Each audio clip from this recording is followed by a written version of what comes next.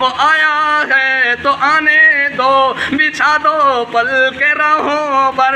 اللہ اکبر، کتنا خوبصورت نقشہ عمر کے رسول اللہ کے قدموں کے اندر جانے کا، رسول اللہ کے قدموں میں بیٹھنے کا، کتنا خوبصورت نقشہ بیان کرنے والا نقشہ پیش کر رہا ہے۔ وہ کہہ رہا ہے وہ آیا ہے تو آنے دو، بچھا دو پل کے راہوں پر۔ وہ پہلے سا نہیں لگتا، کرو نا شک نگاہوں پر۔ میرے محبوب نے صحابہ کو کہا ہوگا او میرے ساتھیوں پریشان نہ ہو، وہ عمر نہیں لگ رہا جو پہلے والا عمر تھا۔ وہ عمر آتا تو اپنی مرضی سے آتا، لیکن یہ عمر وہ نہیں رہا، اس لیے خود نہیں آ رہا، بھیجنے والا اس کو میری دربار میں بھیج رہا ہے، وہ بھیج رہا ہے، یہ خود نہیں آ رہا، اس لیے کہا وہ آیا ہے تو آنے دو، بچھا دو پل کے راہوں پر۔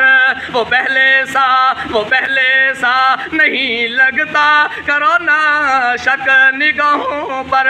وہ آیا ہے نہ جانے کو، وہ آیا ہے نہ جانے کو، خدا کا انتخاب آیا، عمر ابن خطاب آیا، عمر ابن خطاب آیا۔ وہ کیا تھی چیز جو تجھ کو میری محفل میں لائی ہے، وہ کیا تھی چیز جو تجھ کو میری محفل میں لائی ہے۔ اچانک